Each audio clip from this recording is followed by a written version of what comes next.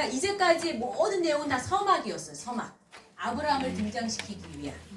그래서 창세기가 50장까지 있지만 이제 12장부터가 1장부터 11장까지는 이제 아브라함이 등장하기 위한 이렇게 밑을 깔아준 거고 12장부터 아브라함이 등장을 해요. 부르심으로부터 시작하는. 그래서 하나님이 어떻게 사용하시는가 하는 그 아브라함의 인생을 생애를 보면은 4단계의 분리가 있다고 해놨죠. 교환 보세요. 4단계의 분리는 결국 성도의 신앙 단계를 말해주고 있는 거예요. 자, 4가지가 과연 뭔가? 첫 번째는 무슨 분리예요? 본토, 친척, 아비집으로부터의 분리. 자, 이거는 세상과의 분리라고 말할 수가 있겠죠? 우리 1차 부르심, 2차 부르심이 있었어요. 1차 부르심 정리해보세요. 어디에서? 갈대아우르에서 하란으로 한 1000km를 떠나온 거예요. 그리고 2차 부르심은 하란에서 가나안으로 간 거죠. 한 600km 정도 됩니다. 자, 고향 친척을 떠나라 그랬고 2차에는 본토 친척 아비집을 떠나라 그랬어요. 자, 1번 갈대아우르라고 쓰시면 되겠죠? 갈대아우르에서 부르셨어요. 그 내용은 아까 했으니까 넘어가고요. 2번 하란에서 부르심. 하란에서 부르심. 근데 하란에서 부르심은 특히 중요한 것이 아비 데라가 죽은 후에 떠났다. 이 말은 진짜 육신적으로 죽었어요? 아니에요. 부정을 완전히 끊고 떠났다는 얘기라 그랬어요. 자, 그래서 죽음의 히브리어로 헬라어로 뭘까요? 헬라어로 그거는 입에 자꾸 붙게 하세요. 유식한 척 한번 하세요. 어디 가갖고 이 죽음에는 아포드네스코야. 아포드네스코야. 그래서는 이거 영적인 죽음을 말하는 거야. 그래서는 창세기와 사도행전이 결코 모순이 아니라 오히려 깊은 의미가 있다는 거죠. 자, 오직 그래서 믿음으로 말씀을 쫓아간 그 부르심에 순종한 걸 볼 수가 있습니다. 자, 두 번째 분리는 누구하고 떨어뜨려 버렸어요? 롯과 분리를 시켰어요. 롯이라고 할 때는 어떤 인물이냐? 세속적이고 우유부단한 상태 그랬는데요. 자, 왜 그러냐면 이 롯은요. 자, 처음부터 같이 했어요. 처음에 갈대아우르에서 같이 떠났죠, 분명히. 그래서 중간에 하란까지 같이 왔어요. 근데 여기서 한 누구 또 탈락? 누구는 탈락? 아버지 데라는 탈락. 그렇죠. 근데 여기까지 이제 왔어요. 또 가나안까지 들어왔어요. 누가? 롯이. 근데 이제 여기서부터도 계속 누구를 붙어갖고 있어야 되는 거예요. 아브라함을 붙어 있어야 되는데, 근데 그 신앙을 말씀만 쫓아가는 그게 계속 유지가 되지 않습니다. 뭐가 들어갔기 때문에 그러냐? 롯에게는 욕심이 있어서 그래요. 세상적 욕심. 우리도 마찬가지예요. 이런 세상적인 욕심이 있는 사람이 있으면 함께하면 우리도 힘들어져요. 그러니까 딱 분리해야 돼요. 끊어야 돼요. 그래서 롯은 세상적인 욕심이 있었는데, 자, 1번 보시면 롯은 유일한 피부치죠. 그래서 그 처음 떠날 때 보면은 여기에는 제가 안 적었는데 참고로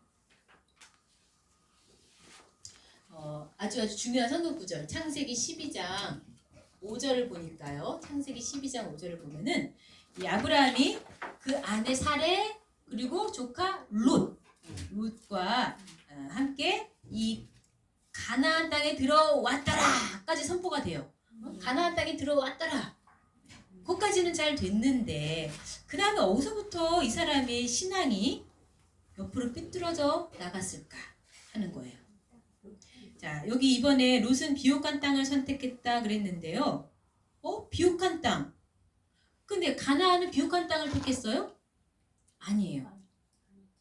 그러면 이게 지금 어디서부터 이렇게 되었을까 하는 것을 여기만 보면 잘 알 수가 없죠. 여기만 보면 알 수가 없는데요. 성경에 우리 창세기 13장이 도대체 어디서 연결돼 갖고 이 얘기가 나오는가를 보셔야 돼요. 창세기 13장. 창세기 13장 1절 보면 아브라함이 애굽에서 나올새 그와 그 아내와 모든 소유며 롯도 함께하며 롯도 함께했다고 그랬어요 분명히. 근데 어디를 갔다 온 거라고요? 애굽을 갔다 왔어요. 애굽에 갔다 오면서 바뀌었습니다. 그죠? 애굽에 갔다 오면서 왜 못 뺐을까? 일단 갔다 왔을 때만 해도 아브라함만 부자가 된 게 아니에요. 롯도 같이 부자가 됐어요. 여기 5절에 아브라함의 일행 롯도 양과 소와 장막이 있음으로 그랬죠. 그러니까 아브라함만 옆에 같이 붙어 있으면 롯도 잘 되는 거예요. 그냥 롯이 잘 됐다고 하지 않고 아브라함의 일행 롯도 그랬잖아요. 그러니까 지금 애굽에 갔다 오면서 왜 아브라함이 부자가 됐죠? 애굽에 기근 때문에 애굽을 내려갔는데 이 바로 왕이 이 사라를 갖다가 마음에 들어해갖고 자기가 이제 취하려고 그랬잖아요.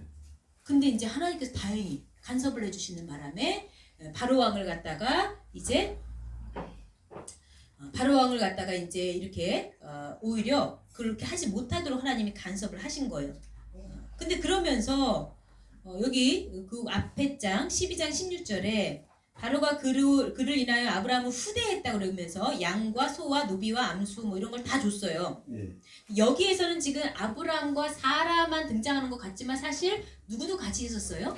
롯도 같이 있었어요. 계속 같이 있었던 거예요. 근데 이제 여기서 나오면서 아브라함이 크게 깨달은 건 뭐냐? 내가 기근 때문에 그거 해결하려고 육신적인 문제를 해결하려고 갔는데 큰일 날 뻔했다는 거. 큰일 날 뻔했잖아요. 자기 아내 뺏길 뻔했고 자기도 죽을 뻔한 거 아니에요. 하나님이 다행히 구해주신 거죠. 아, 절대 내가 인간적으로 생각하면 안 되겠구나. 모든 게 다 인간적으로 생각한 거 아니겠어요? 기근이 됐는데 왜 애굽을 왜 내려가요? 다 하나님께 그러면 구해야 되는 거 아니겠어요? 나중에 그 아들 떼에 가서 이삭도요. 기근이 들어가고 애굽 내려가려는데 하나님이 못 가게 했어요. 가지마! 그랬을 때 안 갔어요. 그랬더니 하나님이 그 기근 중에도 이삭은 100배의 소출을 얻게 됐잖아요. 근데 이제 거기 가서도 자기 생각에는 이 아내가 너무 이쁘니까 이 아내 뺏으려고 나 죽일 것 같아. 그래서 오누이라고 그러죠. 그 누이라고 하라고 한 거 다 누구 생각이에요?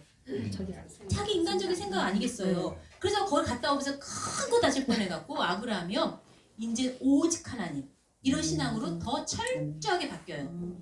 근데 똑같은 걸 갔다 왔는데 롯은 이렇게 바뀌어요. 어떻게 바뀌냐?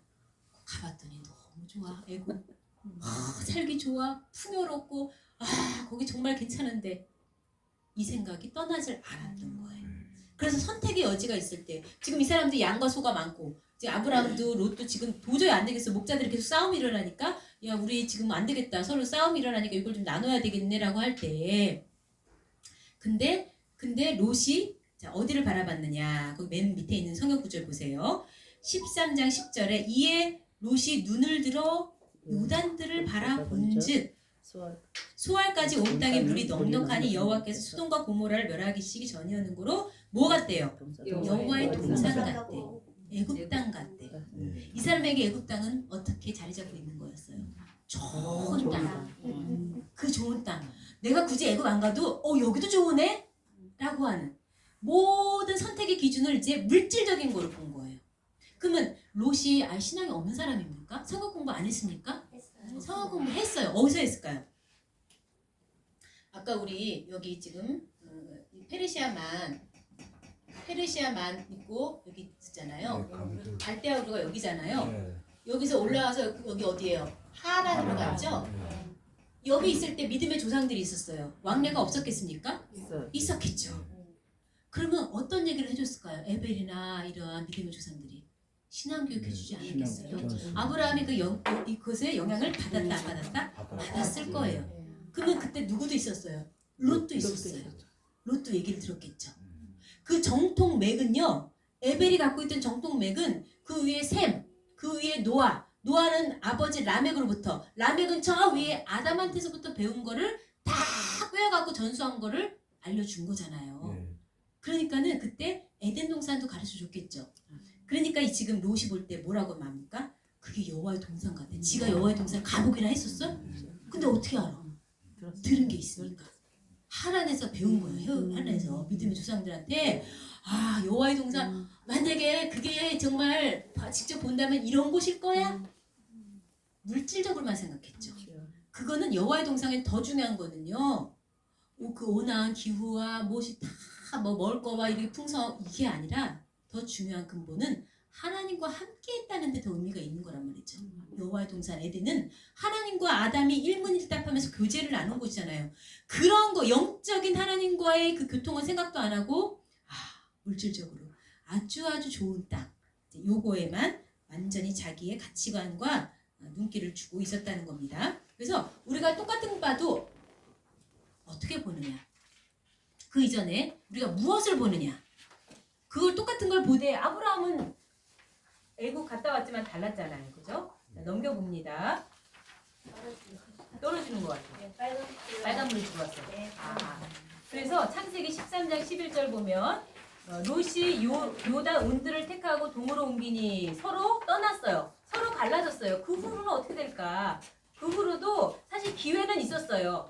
다시 아브라함과 재회하고 아브라함에 꼭 붙어갖고 할 수 있는 기회가 있었는데 그때가 언제예요? 동방 4개국이 쳐들어와갖고 소돔에 있는 사람들 다 붙잡아갔잖아요. 근데 롯도 갔잖아요. 그때 318명 데리고 쳐들어 올라가갖고는 다 무찌르고서는 롯하고 그 뭐 재산이 다 탈취해 왔잖아요. 역시 아브라함. 응? 내가 이 아브라함을 떠났더니 이런 꼴을 당하고 이러한 큰 비극이 있구만. 다시 우리 아브라함 응? 삼촌한테 붙어 있어야 되겠구나라고 했어야 되는데 그 다음에 또 빠이빠이 했네. 그죠? 그래도 또 아브라함은 늘 생각했어. 이 롯을 어떻게 하면 좀 구해낼 수 있을까? 소돔성 멸망한다는 그 얘기 듣고 하나님께 얼마나 기도했습니까? 하나님, 그래도 10명이라도 의인 있으면 멸망하시겠습니까? 하나님이 그냥 징그럽게 그냥 아주 그냥 끈질기게 기도해서 하나님 들어주잖아요. 그래, 10명이라도 있으면 내가 멸망 안 하지. 근데 그 10명도 없었던 거예요. 아브라함이 생각할 때는 롯의 가족을 이렇게 포함해서 10명은 되리라 생각했던 거죠. 근데 그것도 안 된 거죠. 그때도 역시 아브라함에게 다시 붙들고 아브라함에게 이렇게 함께 했느냐? 아니잖아요. 그 후로 같이 연결된 삶을 살지 않았어요. 자, 근데 창세기 13장 12절 보면 아브라함의 경우는 가나안 땅에 거하였고, 이 얘기는 뭐예요? 언약을 붙든 거예요. 아브라함은 언약을 붙든 거예요. 가나안 땅이 눈에 좋고 말고가 아니라 하나님이 이곳을 하나님이 주셨는데 이곳을 내가 떠나면 안 되지. 그랬어요. 자, 2번 하나님의 뜻을 붙잡을 때 더 큰 축복을 주신다. 그래서 그 인간적인 아픔과 분리하는 자가 결국 하나님의 뜻을 이룰 수가 있는 거죠. 그거 보면 자기 모든 소유를 버리지 아니하면 내 제자가 되지 못한다. 그 모든 소유 속에는 자기 부모, 처자, 형제, 자매, 자기 목숨까지도 여기에 해당이 되는 겁니다. 자, 세 번째, 이제 이스마엘과의 분리. 이스마엘은요, 자기 처음으로 낳은 아들이란 말이에요. 자기는 애 낳을 수 없었어요. 아브라함이든지 사라든지. 근데 내가 아들을 낳았어. 자식을 낳았어. 얼마나 지극정성으로 키웠겠습니까? 얼마나 사랑을, 애정을 북돋아 줬겠습니까? 그런데 이스마엘을 내쫓으려 어느 날. 자, 그 과정을 이제 보게 되면 1번 하나님은 아브라함에게 첩에솥에 누굴 추방시키라고요? 이스마엘을 추방시키라고 지시를 하셨죠. 네 여종과 그 아들을 내어 쫓으라. 이 종의 아들은 내 아들 이삭과 함께 기업을 얻지 못하리라. 자, 이것은 어떤 육신적인 정의 관계로 보면 안 돼요. 그러면 하나님 너무나 매정하죠. 어떻게 아들을 갖다 자식을 갖다가 내쫓으라는 거야? 이걸 언약적 측면에서 보셔야 돼요. 하나님의 뜻을 이룰 것을 이 사람들이 이 안에 있어서 그러면 제대로 이 사람들도 뜻을 이룰 거냐? 아니요. 계속 방해만 돼요. 그 사건을 이미 본 거예요. 누가 봤냐? 사라가 봤어요. 언제였냐면은 3살 때. 이삭이 3살 때죠. 이삭이 3살 때. 자, 몇 살에 아브라함 몇 살에 저기를 낳죠? 이스마엘을? 100살. 이스마엘을 85세에 하가를 취해요. 하가를 취해요. 네. 그래서 그 다음에 낳았어요. 네. 맞습니다. 그걸 보니까는 젊은 여자가 들어오니까 애를 금방 바로 낳네. 네. 86세에 낳았다고 돼 있거든요. 네, 맞습니다. 네. 근데 그러고 나서 지금 언제 사건이냐면 이삭이 태어나는 거는 아브라함 몇 살? 100살이죠. 네. 근데 젖을 뗄 무렵이라 그랬어요. 여기 지금 제가 안 써놨죠? 21장을 보면 창세기 21장을 보시면요. 거기 5절에 아브라함 100세 때 이삭이 출생을 합니다. 그죠? 100세 때 이삭을 낳고요. 그 다음에 8절을 보시면 21장 8절을 보시면 아이가 자라서 이삭이 이제 젖을 떼는 거예요. 그 젖을 뗄 때에 대언을 배설했더라 그랬거든요. 그러면은 젖을 떼는 건 대충 3살 정도로 봐요. 3살. 그러면은 이제 아브라함이 103세가 됐단 말이에요. 103세가 됐어요. 근데 그때 희롱을 했대요. 그쵸? 희롱을 했다고 돼 있어요. 9절에 보면 하갈의 소생이 이삭을 희롱했다. 그걸 보는 순간 사라가요.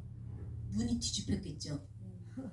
그동안도 이 하갈 때문에 자기가 얼마나 저기 구박을 맞았겠어요. 저 여자는 애 쑥북 났는데 나는 뭐야 뒷방 늙은이가 된 거야. 뭐야 얼마나 마음에 사무친 게 많았겠습니까. 근데 그런 한이 아니에요. 이때는 이제 사라가 볼 때에는 저기 계속 내버려뒀다가는 앞으로도 계속 약속의 자손을 이 하갈의 이 소생이 괴롭히겠구나. 이거 뜻의 가문을 지금 유지하는 데 있어 큰 방해가 되겠구나라는 것을 이 사라가 깨우친 거예요. 그러고서 그랬더니 그러면 만약에 이게 뜻과 상관이 없는 거, 이 여자가 시기질투해갖고 아니 사라가 그냥 하갈을 미워하고 그 자식 소생도 미워해갖고 이렇게 된 거면 하나님이 이 오히려 사라를 혼냈겠죠. 왜냐면 사라가 먼저 그랬어요. 내쫓아야 되겠다고. 그러니까는 이 아브라함이 얼마나 그게 근심이 됐는지 11절을 보니까 그 아들을 위하여 그 일이 깊이 근심이 되었다. 얼마나 이게 정말 아니 어떻게 그래도 내 자식인데 어떻게 내쫓아요. 괴로워했어요. 근데 하나님의 답은 이렇습니다. 12절에 보니까 근심치 말고 사라가 네가 나한테 말한 대로 다 들어. 사라 편을 들어준 거예요. 하나님이. 사라의 손을 번쩍 들어주시면서 사라 말대로 해. 그런 거예요. 그러니까 이거는 결국 사라가 시기 질투를 부른 게 아니라 언약적 관점에서 볼 때 지금 계속 있다가 방해만 되는 거죠. 그래서 매몰차게 이럴 때 이제 육정을 끊어야 이게 되지 않겠습니까? 아브라함이 그 전에 데라하고도 끊었잖아요. 그런데 정말 아버지보다 더 힘든 건 자식이겠죠. 얼마나 아브라함이 힘들었겠습니까? 그런데 끊어버렸어요. 그때 요때 이 소생 요 이스마엘의 나이는 17살 됐을 거예요.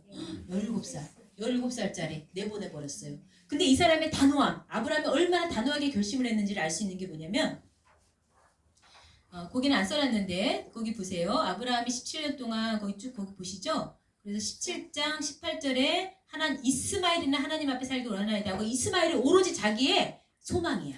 그랬는데 21장에 가서는 그 쫓으라는 그 말에 깊이 근심했고요. 거기다 밑에 쓰세요. 21장 14절.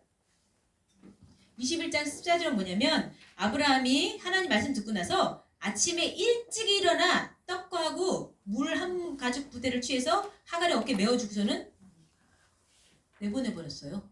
아침 일찍이. 그 말을 알 수 있는 게 뭐야? 아침 일찍이라는 건 밤새 고민했겠죠. 응답 얻은 거예요. 단호하게 결심하고서는 아니 좀 조금이라도 더 머물게 하고 싶을 거 아니에요. 아침 일찍 보내버렸어요. 이거는 우리가 항상 하나님의 뜻을 이렇게 따르고자 하는 순종으로 보셔야 됩니다. 즉각 순종했다는 겁니다. 이것도. 가로 2번 하나님의 크신 뜻 앞에 자기의 계획과 능력을 포기하는 거죠. 을이라고 해야 되겠네요. 자기의 계획과 능력을 을이라고 해주세요. 포기해야 된다. 그래서 이스마엘은 육신의 자녀고 이삭은 약속의 자녀라는 거예요. 그 하나님의 말씀, 내 아내 사라가 정녕 4개 아들을 낳으리라고 한 그 말씀, 사라를 통해서 낳은 아들이 약속의 자녀들이라고 하는 그 말씀을 여기서 기록하고 있습니다. 자, 마지막입니다. 4번째, 제일 힘들겠죠. 제일 힘든 거예요. 이삭과의 분리. 자, 이삭과의 분리할 때 마지막 애착이라고 제가 써놨죠. 마지막 애착. 이건 진짜 결코 버릴 수 없는 거예요. 근데 하나님의 명령은 뭐냐? 이삭을 번제로 바쳐라. 번제. 번제가 뭐예요? 각을 떠요. 사람은 세상에 이게 하나님이 이렇게 잔인하신 분인가요? 각을 떠. 응? 각을. 우리 옛날에 심한 욕 중에 육실할 들어였죠? 육실할. 육실할이 뭔가 있어요. 6토막 내서 죽이려니에요. 육실할. 왜 6토막인지 아세요? 한번 여기 내요. 여기 이렇게 해요. 이렇게 하면 보세요. 하나, 둘, 셋, 넷, 다섯, 여섯 이렇게 되는 거. 번제나 마찬가지예요. 다들 뜨는 거예요. 이렇게 잔인하게 죽이라는 거죠. 근데요, 아브라함이 했을까요? 안 했을까요? 우린 답을 알고 있죠. 당연히 결과를 했어요. 어떻게 할 수 있었을까? 아무리 너무나 근데 창세기 22장 1절을 보니까 아예 하나님이 아브라함을 시험하시려고 했어요. 이 마지막 시험을 통과를 한 거죠. 시험. 근데 그 시험이요, 우리도 그렇잖아요. 이게 요 때를 갖다가 적정한 때를 못 맞추면은 섣불렸다가는 아예 아브라함이 죽어. 하나님이 그렇게 잘 키워놓은 아브라함 놓쳐. 아브라함 잃어버리는 거예요. 그러니까는 하나님이 시험의 때를 갖다가 아무 때나 있겠습니까? 그동안에 아브라함이 이럴만하다. 이것 마지막 시험 통과할 만하다라고 하나님이 확신하셨겠죠? 그러니까 우리도요, 시험을 감당할 만한 것만 주시지 감당할 만하지 않은 건 안 줍니다. 왜? 그러면 이거 잃어버리는 거 아니겠어요? 근데 여기 중요한 단어가 있어요. 그 일 후에. 하나님 시험하는 시점이 그 일 후에. 그 일이 뭘까요? 그 일. 그 일. 그 일은 그 앞에 장을 봐야 되겠죠. 22장이 아닌 21장을 봐야 되겠죠. 21장의 내용을 볼 때 아브라함이 어느 정도의 지금 신학 인격이 되었는지를 알 수가 있어요. 그걸 바로 그 위에 있는 성경 구절 뭐예요? 아브라함은 브엘세바에 에셀라무를 심고 거기서 영생하시는 하나님 여호와의 이름을 불렀으며. 브엘세바에서 에셀나무를 심었어요? 그리고 영생하신 하나님의 이름을 불러요? 하나님은 어떤 분을 알고 있어요? 영생하시는 분. 믿음의 고백이 있었던 거예요. 그 증거로 에셀나무를 심은 거예요. 그러면 브엘세바는 어떤 곳인데? 브엘세바의 사건이 나오죠. 브엘세바에서 그 22절부터 보면요, 아비멜렉이 아브라함에게 하는 말이 있어요. 네가 무슨 일을 하든지 하나님이 너와 함께 계시구나. 하나님이 너와 함께 계시구나. 그 어마어마한 크신 하나님이 너와 함께 하시구나. 너는 항상 하나님과 함께 하시는 분이구나. 인정받았네요. 외부 사람한테, 믿지도 않는 사람한테 아브라함이 인정을 받았어요. 아브라함의 믿음이 이토록 좋다는 거. 아브라함을 함부로 할 수 없는, 하나님이 함께 하시는 분이 어떻게 함부로 해요? 그런 사람으로 아브라함을 인정하고 있잖아요. 아멘. 그러니 얼마나 아브라함이 지금 믿음의 단계가 올라간 겁니까? 근데 여기서 뭐라냐면 둘이 계약, 언약을 맺습니다. 어떤 언약이냐? 브엘세바의 우물이 있어요. 우물. 이 우물 그냥 줘도 돼. 그냥 받아도 돼요. 아니야. 이거 내가 값을 치른다. 하고서는 그 값을 갖다가 여기 27절에 보니까 양과 소를 취하여 아비멜렉에게 주고 두 사람이 서로 언약을 했어요. 그래서 7 암양 새끼를 또 따로 놓고서는 언약을 하는 거예요. 그건 뭐냐? 30절에 우물판 증거로 삼는데, 돈 안 주면 이거 대가를 치르지 않으면 나중에 돈을 뺏기잖아요. 어? 거저 준 거면 나 값 치렀어. 이거 내 거야. 라고 한 거예요. 왜 여기를 굳이 내 거라고 했을까요? 이 브엘세바는요, 그 뜻이 부엘, 세바는 7, 우물이란 뜻이 7 우물. 7은 7은 완전수예요. 이곳을 하나님의 언약의 장소로 딱 도장을 찍었거든요. 왜? 하나님이 전체 가나안을 주신다고 이미 약속하셨어. 내가 그걸 믿기 때문에 요거 도장 딱 찍어서 내가 어떤 표시를 하는 거예요. 응? 분명히 하나님 주신 처음으로 산 거란 말이에요. 여기 지금 가나안 땅. 가나안 땅은 지금 아브라함이 들어온 이후로 나그네죠. 이게 무슨 내 땅이에요. 나 혼자 결국 비부터 사면서 지금 외부인 줄 알았네. 얼마나 이방인 취급 받았겠습니까? 근데 하나님은 이 땅을 준대. 믿은 거예요. 확실하게. 아유, 하나님 설마. 그러니까는 그걸 믿었기 때문에 이 땅 내 것이요 하고서는 일부러 돈을 들여서, 그죠? 7 암양을 새끼를 갖다 거기다가 대가로 주고 내 거야. 그건 뭐야? 앞으로 이거 전체 다 하나님 주실 건 난 믿어 라고 하는 믿음의 고백인 거죠. 그런 믿음의 고백이 있은 후에, 바로 그 일 후에, 아브라함이 이 정도면 됐어. 그래서 마지막 확인이 뭐냐? 아들 바쳐 있을 때 정말 들을까 안 들을까? 얼마나 많은 고민을 했겠습니까, 아브라함이. 하나님 미쳤나, 5만 가지 생각을 했을 거예요. 그런데 여기 가장 소중한 것을 드리는데요. 동그라미 2번에 보면 어떻게 그 시험을 극복했냐? 오직 하나님 한 분에 대한 절대 신뢰라고 돼 있거든요. 근데 그냥 기도하면 그래 하나님 믿을 만해가 아니었어요. 3일이라고 하는 시간을 그곳 지정하신 곳에 가기까지 3일을 걸어갔단 말이에요. 22장 4절에 제3일에 눈을 들어 그곳을 멀리 바라본지라. 제3일이라고 하는 것은요. 그 3일이라는 건 꼭 뭐 날짜로 해서 3일을 됐지만 표면적으로는 그 3이라는 숫자는 충분한 시간을 가진 거예요. 이게 하늘의 삼수거든요. 삼수. 우리가 삼위일체 하잖아요. 충분한 지금 수많은 고민을 하는 가운데 그 3일의 여정을 걷는 동안에 생각을 했겠죠. 무엇을 떠올렸을까? 내가 이것을 결단하는 동안 그 3일을 고뇌하면서 뭘 생각했을까? 아마도 제가 생각해 볼 때 그동안 받았던 은혜를 생각했을 것 같아요. 하나님 나한테 어떻게 했었지? 그리고 그 하나님이 언약하신 걸 생각했을 것 같아요. 하나님 분명 주신다고 했지. 내 자식 준다 그랬는데 얘를 갖다 죽이면 끝이잖아요. 근데 하나님은 언약을 신실하게 이루시는 분이야. 그리고 이미 죽었어도 살리실 분이라는 걸 믿은 거예요. 아멘. 그걸 믿었기 때문에 이런 모험을 할 수가 있는 거죠. 신앙도 어떻게 모험이죠. 그리고 이삭은 이미 출생했잖아요. 이미 출산한 거 봤잖아요. 그러니까 내 몸이 왜 죽었었어요? 죽은 것 같은 게 아니라 죽었었어요. 사라의 몸도 죽었었어요. 애 낳을 수 없어요. 근데 그 몸 살려준 거 아니에요? 그러니까 애 낳은 거 아니에요? 부활을 이미 체험을 했어요. 그렇기 때문에 3일 길을 딱 걷고 나서 내린 결론은 하나님 얘 죽였어도 살리실 분이야. 이러한 믿음을 가지게 된 겁니다. 그걸 확신하듯이 바로 5절, 지금 5절을 제가 어디 안 적었지만 5절에 뭐라고 얘기하냐면은 이 하인들이 있잖아요. 그 하인들이 갖고 온 짐을 갖다 이삭한테 이제 이게 메어주고 그 나무 불 붙일 나무 다 메어주고 이제 너희들은 여기 있어. 우리 번제 드리고 갔다 올게 그랬어요. 응? 번제를 드리고 너희에게 우리가 돌아올게. 아니 얘 죽이고 나면 혼자 오는 거지 무슨 우리입니까? 분명히 우리라고 돼 있어요. 우리가 돌아올게. 벌써 이미 아브라함은 바치는 건 바치는 거야. 근데 하나님 분명히 살려. 그래서 우리가 돌아온다고 얘기하고 있는 거예요. 와, 그걸 들었을 때 하나님은 얼마나 기쁘셨을까. 야, 진짜 아브라함. 근데 이제 실제로는 아직 안 했잖아요. 가고 내리치잖아요. 내리치는 순간 하나님이 막습니다. 아브라함아. 응? 그래서 하나님 뭐라고 하십니까? 내가 이제야. 나오죠? 뒤에 보면은 내가 이제야 나를 경외하는 줄 아노라 하시면서 14절에는 여호와 이레의 축복을 주신 걸 볼 수가 있습니다. 그래서 그 작은 1번은 하나님을 경외하는 믿음이에요. 하나님을 경외하는 믿음.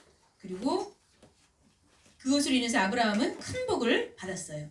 큰 복은 정말 이 복은요 상상할 수 없는 복, incredible 큰 복, 어마어마한 복을 받았습니다. 그 아브라함의 그 믿음에 대해서는 우리가 이제 신약에서 정리를 하고 있는데 이건 참고로 적어 놓으세요. 히브리서 11장이 그 믿음의 장이잖아요. 11장 17절부터 19절 특별히 19절을 꼭 참조하시고 또 로마서에도 있잖아요. 로마서 4장 여기도 17절부터 19절을 보시는데 특히 19절을 참조하시면 하나님이 죽은 것도 살리실 분이라는 것을 믿었다는 내용입니다. 자, 마지막 결론입니다. 아브라함은 분리의 결과 뭐가 되었어요? 복의 근원이 되었어요. 사실 이게 우리말로는 복의 근원이라고 했지만 블레싱, 그냥 복이에요. 복이 됐어요. 아브라함이 복 덩어리가 됐어요. 복 덩어리. 이러한 큰 복을 받았습니다. 그래서 이 복 자체가 되었는데 거기 창세기 12장 3절에 너를 인하여 이제 앞으로 정말 복은요 다 뭐냐 이 모든 걸 다 포함하는 뭐 복의 종류가 많죠. 아브라함이 받은 거 뭐 땅에 대한 거 그 이름에 대한 거 다 그리고 그 장수할 거에 대한 거 여러 가지가 있지만 여기 너를 인하여 복을 받을 것이라 결국 너를 인하여라고 할 때 너를 인하여 요 말을 갖다가 히브리어로는 베카라고 합니다. 네 안에서 베카는 네 안에서라는 말이거든요. 무슨 말이냐면 네 안에서 앞으로 너를 통해서 누가 올 거예요? 예수님이 오신다는 거. 이처럼 큰 복이 있겠습니까? 아멘. 아브라함을 통해서 예수님이 오신다. 네, 그 내용을 말씀하고 있습니다. 그래서 오늘날도 마찬가지지만 하나님은 이 분리라고 하는 명령에 순종하는 자를 통해 구속사를 이루어 가신다. 우리에게 어떤 분리를 요구하시나요? 세상 바벨론에서 나와라. 그 죄에 참여하지 말라 그럽니다. 죄. 그 죄에 참여하지 말라. 그리고 세상과 우리는 구별된 삶을 살아야 되는 거죠. 구별된 삶. 자, 지금 한 거, 자, 4가지 분리였어요. 첫 번째 무슨 분리였죠? 본토, 친척, 아비 집을 떠나라. 세상과의 분리를 말씀해 주셨고, 두 번째는 뭐였죠? 조카, 롯 자체가 지금 이거냐 저거냐 계속 이 세상 욕심 때문에 네, 그러한 것과 이제 분리. 그다음에 또 뭘 분리했어요? 이스마엘. 육신적인 육신적인 자기의 아들라고 분리하고, 마지막은 이삭과의 분리. 마지막 애착까지도 다 내려놔야 결국 우리가 아브라함과 같은 믿음의 길을 걸을 수 있다는 것을 말씀해주고 있습니다. 자, 제가 기도하고 마칠게요. 하나님 감사합니다. 지금까지 이렇게 창세기 5장과 11장으로 연결되어 아브라함의 등장까지를 살펴보았습니다. 이제 아브라함을 통해 언약하심으로써 오늘날까지 우리에게 이어지는 놀라운 아버지 하나님 이 구속사가 펼쳐지고 있습니다. 우리도 하나님의 명령 앞에 절대적으로 신뢰하며 그 명령에 순종하게 하여 주시옵소서. 당장 우리의 눈에 볼 때는 우리가 손해나는 것 같고 우리에게 어려운 것 같고 우리가 할 수 없는 것 같지만 명령에 순종하는 순간 우리의 마음에 평안이 찾아오고 모든 것이 형통해질 줄로 믿습니다. 이 정말 하늘빛 교회를 축복하시고 우리 이해 목사님 축복하시고 여기 오신 모든 우리 목회자들 아버지 영혼을 사랑하는 마음으로 한 사람이라도 이 말씀 받게 하려고 애쓸 때에 아버지 그 심령이 열려지고 영안이 열려져서 하나님의 나라를 다들 바라볼 수 있게 하여 주시옵소서. 이제 다른 사람이 아닌 각자 나를 통해서 하나님 일하시게끔 우리가 무대가 되어드리게 하여 주시옵소서. 감사하며 예수님의 이름으로 기도 올리옵나이다. 아멘.